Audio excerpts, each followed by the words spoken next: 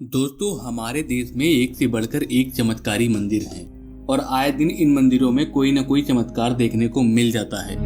कुछ चमत्कार तो इतने रहस्यमयी तरीके से होते हैं कि उन्हें विज्ञान भी अंधविश्वास नहीं कह सकता। दोस्तों, माता सती के 51 शक्तिपीठों में आप वैष्णो देवी शक्तिपीठ जानते होंगे, ज्वाला देवी शक्तिपीठ जानते होंगे, माता पूर्णागिरि के बारे में भी जानते होंगे। लेकिन आज की इस वीडियो में मैं आपको एक ऐसे शक्तिपीठ के बारे में बताऊंगा जो माता के 51 शक्तिपीठों में सर्वोच्च स्थान रखता है, जिसके रहस्यों के आगे इंसान तो क्या, बड़े बड़े वैज्ञानिक भी हैरान हैं। दोस्तों, कहते हैं माता का एक ऐसा मंदिर है जहां एक पत्थर से रक्त यानी खून निकलता है, और यह भी कहते हैं कि उसी दौरान उस मंदिर के पास से बहने वाली नदी के जल का रंग खून की तरह लाल हो जाता है। दोस्तों, जब ये बात वैज्ञानिकों को पता चली तो वे उस मंदिर की जांच करने के लिए वहां पहुंच गए। लेकिन उन्होंने वहां जो माता का चमत्कार देखा उसे देख उनकी आंखें चौंधिया गईं। असम के कामरूप में स्थित यह कामाख्या देवी मंदिर मनुष्यों ही नहीं, देवताओं की भी मनोकामना पूरी करता है। बात चमत्कार की करें तो चमत्कार तो यहाँ भर भर के पड़े हैं।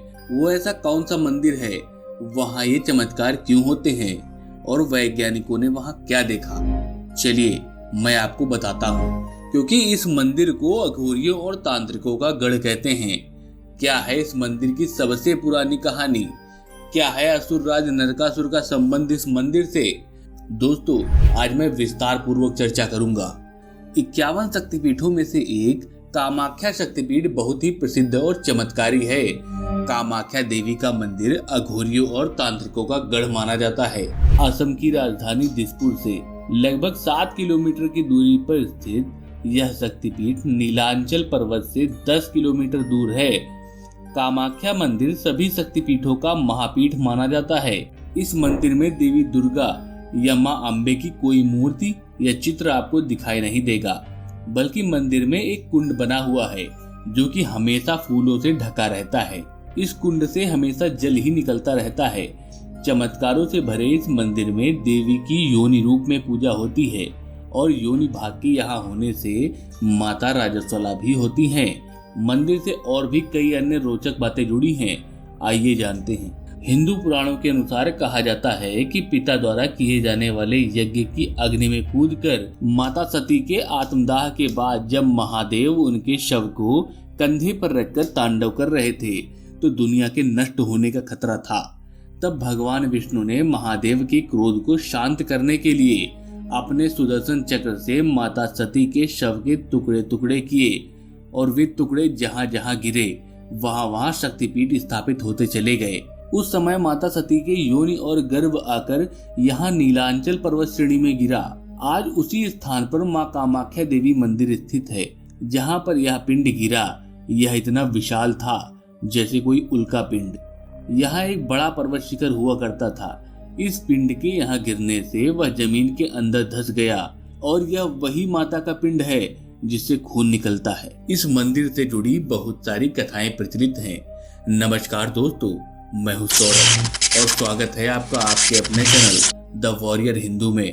तो दोस्तों, चैनल अभी नया है। जिस तरह आपने हमारी पहले की वीडियोस को अपना प्यार और सपोर्ट दिया उसके लिए आपका बहुत बहुत धन्यवाद। दोस्तों, वीडियो को अपने करीबी दोस्तों व जानने वालों को जरूर शेयर करिएगा और यदि चैनल पर आप नए आए हैं तो चैनल को सब्सक्राइब कर बगल वाले बेल आइकन को जरूर दबा दें ताकि ऐसी ही इंफॉर्मेशनल और मिस्टीरियस वीडियोस आप तक पहुंचें। और कमेंट में जय मां कामाख्या लिखना मत भूलिएगा।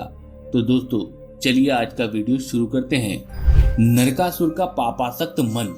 तो दोस्तों, हम मंदिर के बारे में प्रचलित कथाओं की बात कर रहे थे, तो उन्हीं कथाओं में नरकासुर की कथा भी आती है।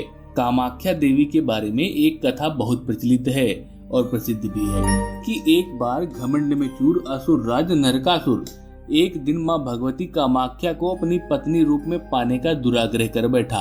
कामाख्या महामाया ने नरकासुर की मृत्यु को निकट मानकर उससे कहा, यदि तुम एक ही रात में नील पर्वत के चारों तरफ पत्थरों से 4 सोपान पाथों का निर्माण कर दो और कामाख्या मंदिर के साथ एक विश्राम गृह बनवा दो तो मैं तुम्हारी इच्छानुसार पत्नी बन जाऊंगी, और यदि तुम ऐसा ना कर पाए तो तुम्हारी मृत्यु निश्चित है। धर्मचूर असुर ने पथों के चारों तरफ सोपान प्रभात होने से पूर्व पूर्ण कर दिए और विश्राम कक्ष का निर्माण कर ही रहा था कि महामाया के एक मायावी कुक्कुट अर्थात मुर्गे द्वारा रात्रि समाप्ति की सूचना दी गई, जिससे नरकासुर ने क्रोधित होकर मुर्गे का पीछा किया और ब्रह्मपुत्र के दूसरे छोर पर जाकर उसका वध कर डाला। यह स्थान आज भी कुक्कुटाचकी के नाम से विख्यात है।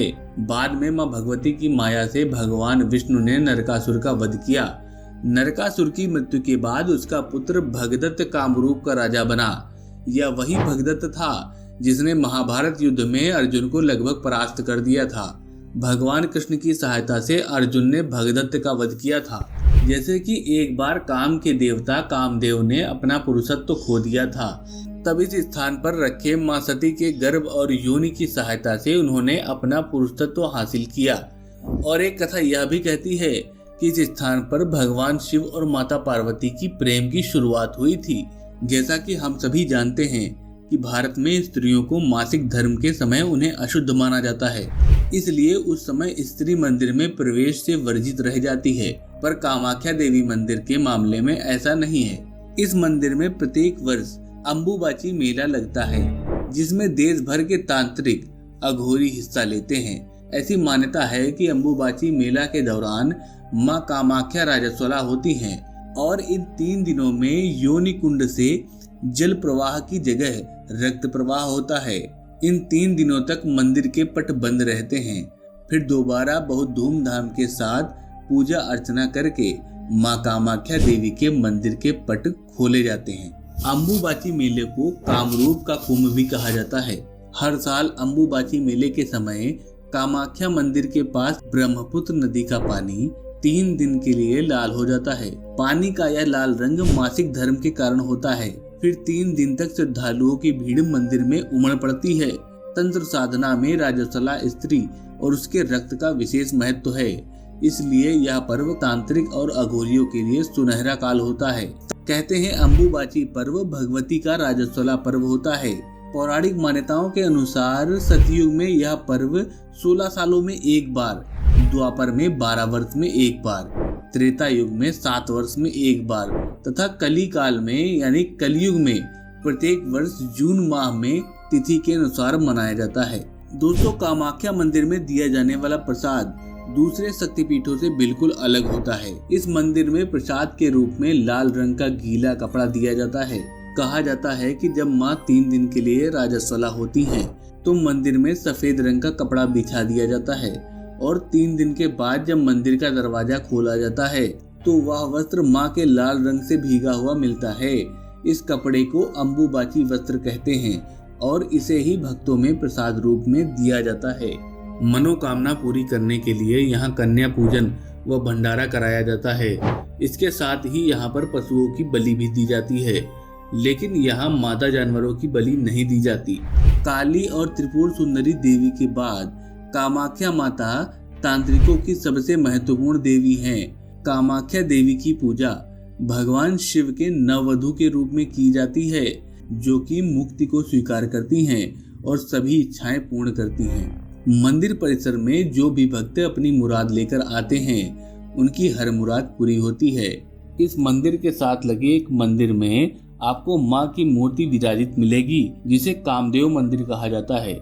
माना जाता है कि यहाँ के तांत्रिक बुरी शक्तियों को दूर करने में समर्थ होते हैं। हालांकि वह अपनी शक्तियों का इस्तेमाल काफी सोच विचार कर करते हैं। कामाख्या के तांत्रिक और साधु चमत्कार करने में सक्षम होते हैं। कई लोग विवाह, बच्चे, धन और दूसरी इच्छाओं की पूर्ति के लिए कामाख्या की तीर्थ यात्रा पर जाते हैं। कामाख्या मंदिर 3 हिस्सों में बना हुआ है। पहला हिस्सा सबसे बड़ा है, इसमें हर व्यक्ति को जाने नहीं दिया जाता है। वहीं दूसरे हिस्से में माता के दर्शन होते हैं, जहां एक पत्थर से हर वक्त पानी निकलता रहता है।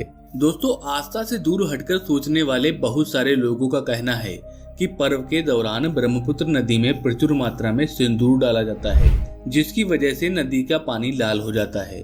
कुछ तो यह भी कहते हैं कि यह नदी बेजुबान जानवर की बलि के कारण उसके रक्त से लाल हो जाती है। दोस्तों, आपको बताता चलूं कि यहाँ नरकासुर नाम का राक्षस रहता था, जिसके बाद उसके वंश के लोग यहाँ रहते होंगे। नरबली राक्षसों में कोई नई बात नहीं है। महाबली भीम को ही घटोत्कच भूल से मां काली की बलि के लिए उठा ले गए थे। अगर हम आज की बात करें तो मंदिर के पंडित जी बताते हैं कि बलि कई रूपों में चढ़ाई जाती है, जैसे पशु बलि, फल की बलि, गन्ने की बलि, केले की बलि। वैसे मेरा व्यक्तिगत मानना यह है कि हमें पशुओं की बलि नहीं देनी चाहिए, कारण चाहे कोई भी हो। पर यहाँ आने वाले और माँ कामाख्या में आस्था रखने वाले भक्तों की मनोकामना माँ जरूर पूरी करती हैं और सभी भक्तों के संकटों को हर लेती हैं। माँ कामाख्या के राजोत्सव काल के दौरान की गई आराधना में हम कहीं न कहीं स्त्री तत्व की आराधना करते हैं और उनका सम्मान करते हैं, लेकिन जब बात एक सामान्य स्त्री की आती है तो हमारा व्यवहार पूर्णतः क्यों बदल जाता है। तब हम क्यों किसी स्त्री को जननी रूप में न देखकर सिर्फ एक वस्तु के रूप में देखते हैं। हमारी दृष्टि से कामाख्या देवी का यह मंदिर, उनकी योनि रूप में पूजा कहीं न कहीं हमें यह संदेश भी देता है कि एक जननी जो सृजन करती है उसमें विनाश की भी शक्ति होती है। अतः उनके प्रति हमारा सम्मान हमारी मानसिकता में होना चाहिए, और अगर ऐसा हुआ तो हर स्त्री के प्रति हमारा नजरिया उसके सम्मान से उठेगा। तो दोस्तों, आपको मां कामाख्या के रहस्यों पर आधारित यह वीडियो कैसा लगा, कृपया हमें कमेंट बॉक्स में जरूर बताइएगा। और ऐसी ही इंफॉर्मेशनल और मिस्टीरियस वीडियोस देखने के लिए हमारे चैनल को सब्सक्राइब जरूर करिएगा और वीडियो को शेयर करना ना भूलें। जय हिंद, वंदे मातरम।